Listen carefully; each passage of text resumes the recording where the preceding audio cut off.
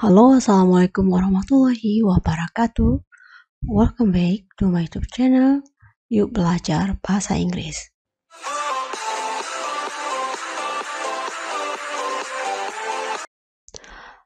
Pada video kali ini, saya akan kembali mencoba membahas soal yang ada di TOEFL Test Section 2, Structure and Written Expression.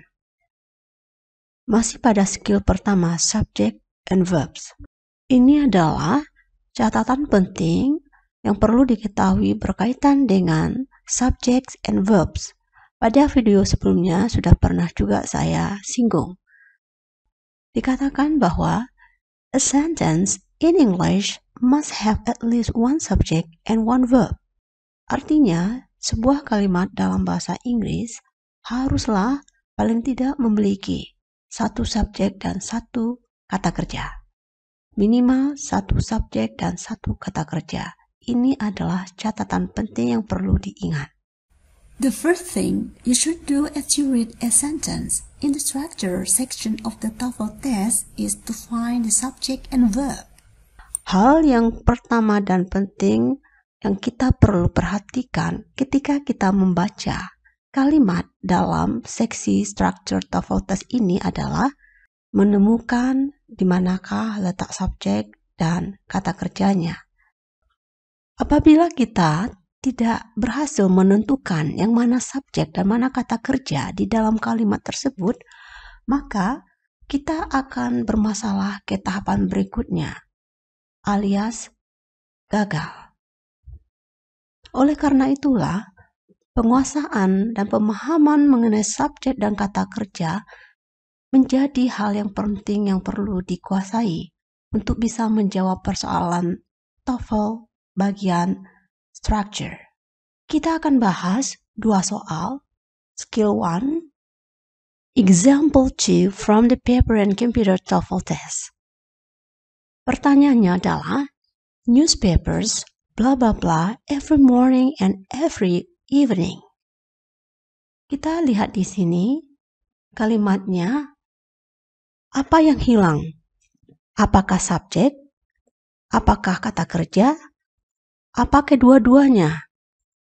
Untuk lebih jelas bisa dilihat di video saya sebelumnya.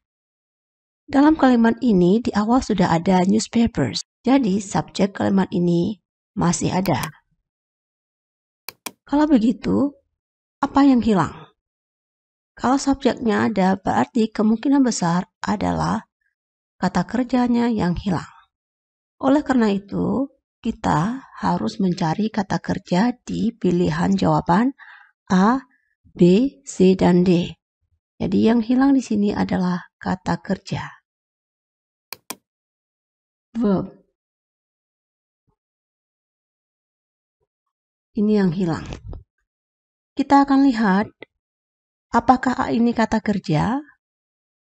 Perlu diingat, kalau berakhiran ri, kemungkinan besar menandakan kata tersebut berstatus kata benda atau kelompok kata benda.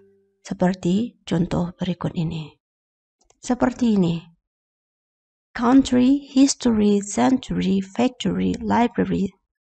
Factory ini adalah kumpulan kata benda yang berakhiran di. Jadi, dengan melihat ciri dari kata tersebut, kita bisa menebak ini adalah kata benda. Maka, untuk menjawab kata kerja pelengkap kalimat di atas, ini tidak bisa dipakai. Kita hilangkan, eliminasi dari jawaban kita. Oke, jadi ini kita hapus dari opsi jawaban. Berikutnya, B bagaimana? Kemungkinan besar adalah B. Sekarang kita lihat C dulu. Ingat, kalau kata atau kelompok kata diawali oleh preposition seperti ini, maka kata tersebut bukanlah kata benda, bukan subjek dan bukan kata kerja. Maka kita hapus. Kemudian, kata yang berakhiran li ini adalah ciri dari Jadi bukan kata kerja, maka kita hapus lagi. Oleh karena itu, satu-satunya jawaban yang bisa kita gunakan untuk melengkapi pertanyaan atau kalimat di atas adalah B, are delivered. Kalau kita perhatikan dalam susunan grammarnya atau susunan tata bahasanya, maka ini bisa masuk. Kita perhatikan di sini, newspaper itu berakhiran S berarti jamak. Kalau jamak diikuti oleh to be-nya harus dalam bentuk plural atau jamak juga are. Kemudian di sini adalah kata kerja dalam bentuk past atau bentuk ketiga, participle. Oke, jadi jawabannya adalah B.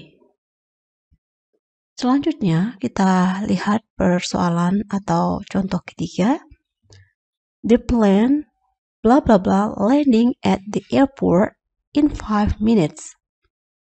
Sama dengan di atas, di awalnya masih ada apabila kata diawali oleh D seperti ini, maka ini menandakan kata benda.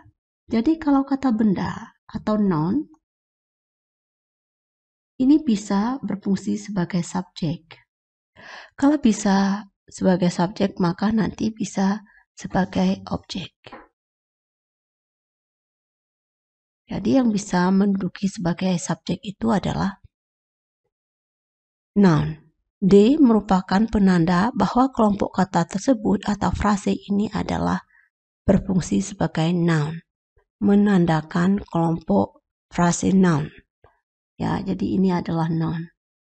Jadi ini noun, maka oleh karena itu bisa berfungsi sebagai subjek. Sehingga yang hilang di sini adalah kata kerja. Nah, ketika kita lihat landing ini kata kerja, kira-kira apa yang hilang kalau ini adalah kata kerja? Berarti yang hilang adalah bagian dari kata kerja. Jadi, yang hilang ini adalah bagian dari kata kerja atau kelompok kata kerja. Di sini. Karena landing itu adalah kata kerja. Ingat, subjek ketemu kata kerja tambah ing, maka perlu di tengah-tengahnya kata bantu. Tidak bisa subjek langsung verb ing. Salah. Apabila subjek diikuti oleh kata kerja ing, maka di sini harus ada kata bantunya atau penengahnya. Biasanya adalah be. Oleh karena itu, kemungkinan yang hilang adalah to be.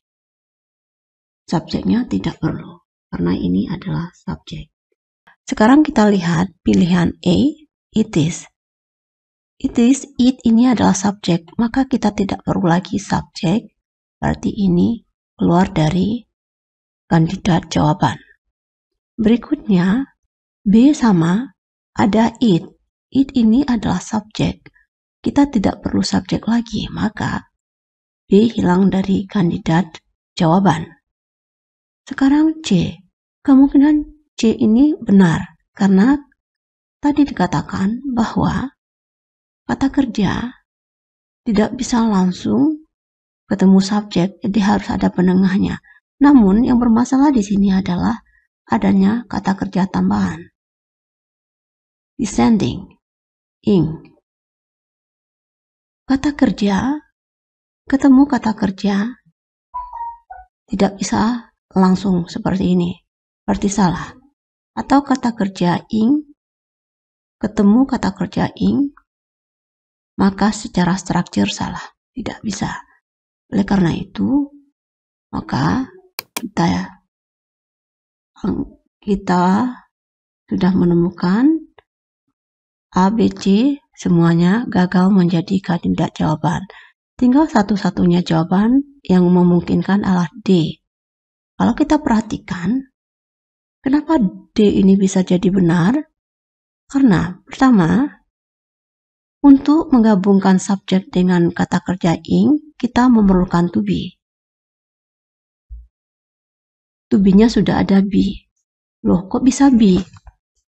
Harusnya to be-nya itu adalah is atau are. Kenapa ini be? Perlu diingat apabila dua auxiliary kata kerja bantu bertemu dalam satu tempat, salah satunya itu harus diubah menjadi bentuk yang lain. Tidak ada auxiliary dua seperti ini, will, is. Harusnya untuk to be the plan ini kan harusnya di sini is. Karena di sini is-nya salah, C descending-nya ada, maka kandidat C ini tidak bisa dipakai. Yang tersisa cuma ada D. Kenapa D ini bisa jadi benar? Karena dalam peraturan structure, apabila dua kata kerja bantu atau auxiliary bertemu, maka salah satu ini harus diubah. Jadi tidak bisa will is. Maka diubahlah menjadi be. Oleh karena itulah, jawaban ini menjadi benar. Will be.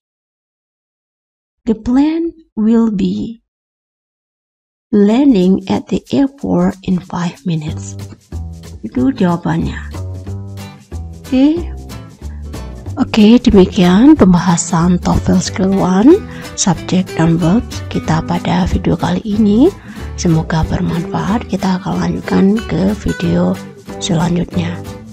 Thanks for watching. See you, bye-bye. Wassalamualaikum warahmatullahi wabarakatuh. See you, bye-bye.